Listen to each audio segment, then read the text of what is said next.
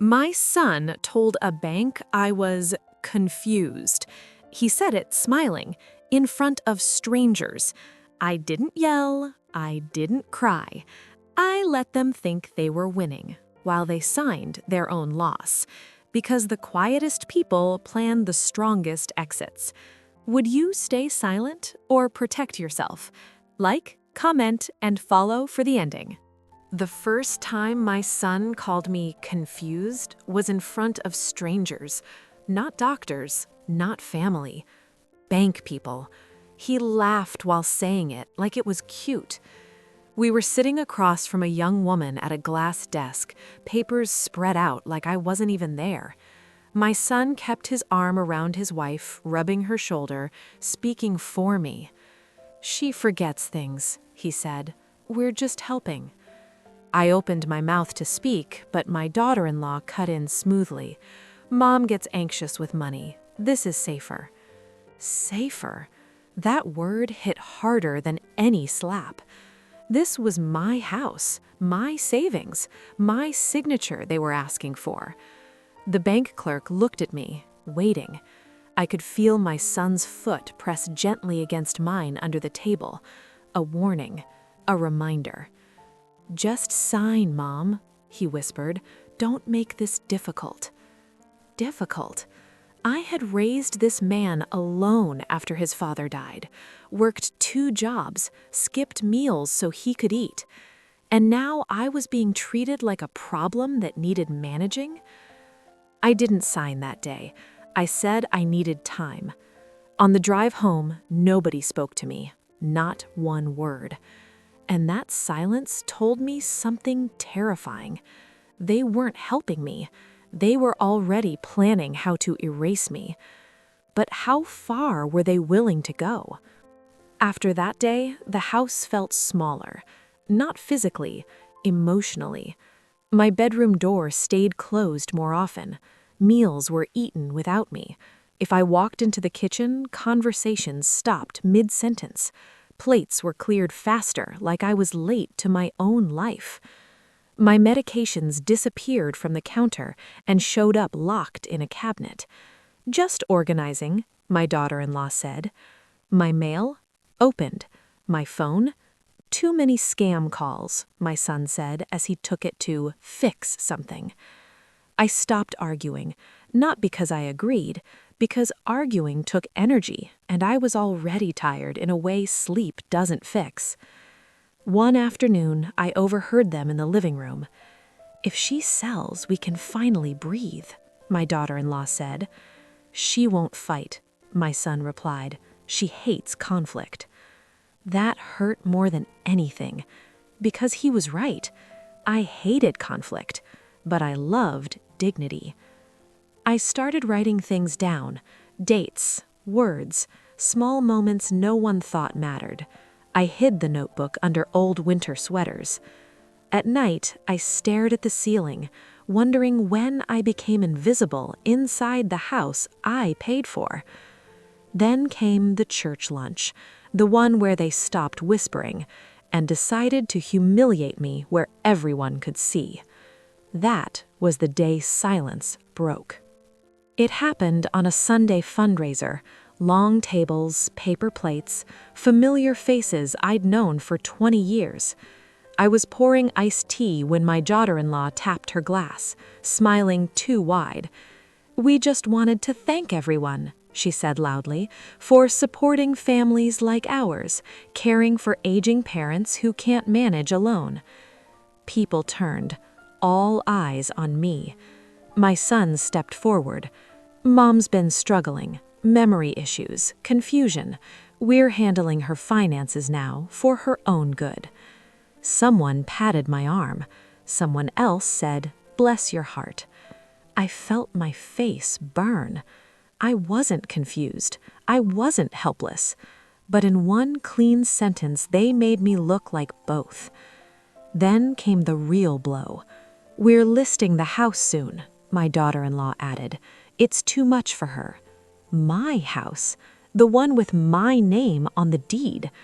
I opened my mouth. Nothing came out. My hands shook so badly I set the pitcher down before I dropped it. They smiled, calm, reasonable, victorious. That night, my son told me I embarrassed him by not backing them up. That was when something inside me shifted. Not anger, clarity. If they were comfortable humiliating me publicly, they had already decided I didn't deserve respect privately. And I knew then, love alone wasn't going to save me. Something else would. I lay awake for hours that night, staring at the dark. I remembered my son at 8 years old, holding my hand in the hospital hallway after his father died.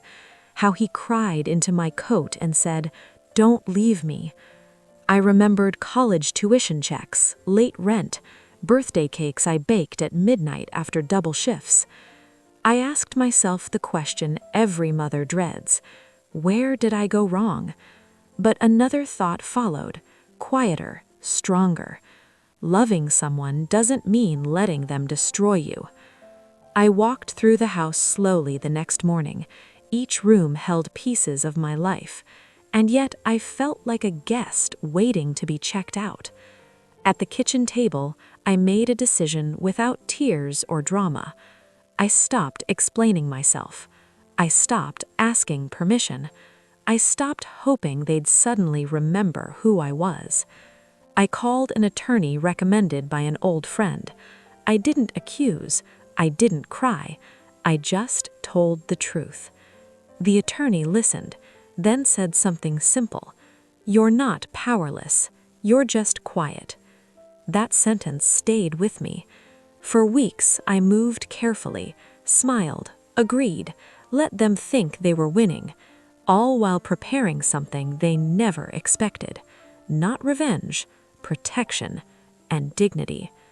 They thought silence meant weakness.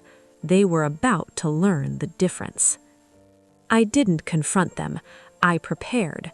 I secured my documents, updated my will, placed my assets into a trust they couldn't touch, changed beneficiaries quietly, legally, cleanly. I met with the bank, alone this time. The manager looked surprised to see me without my son. "I'd like to put a note on my accounts," I said. "No changes without my written approval." Done. I installed a lock on my bedroom door. When my daughter-in-law noticed, I smiled and said, "Just organizing." They started getting nervous. Questions came, sharp ones. "Why are you seeing a lawyer? Why did the bank call us? Are you trying to punish us?" Punish? No. I was protecting myself. The final move happened at dinner. I placed a folder on the table, not slamming it, just setting it down. Inside were copies, deeds, letters, legal notices. "I'll be moving out," I said calmly, "on my terms. The house will not be sold, and my finances are no longer shared." My son stared at me like he didn't recognize me. For the first time, he didn't have control, and he knew it. But the real justice wasn't the paperwork. It was what I said next. I looked at my son and spoke softly. "You taught me to stand up for myself," I said. "I just forgot for a while." No yelling, no insults, just truth. I moved into a small place near the park. Quiet, sunlight in the mornings, no locked cabinets, no whispers. The church found out the truth, slowly, naturally. I didn't announce it. I didn't defend myself. The facts did that for me. My son doesn't call much anymore. That still hurts, but I sleep at night. Here's what I learned too late, and hope someone hears in time. Age does not cancel your rights. Silence is not consent, and dignity doesn't expire. Sometimes justice isn't loud.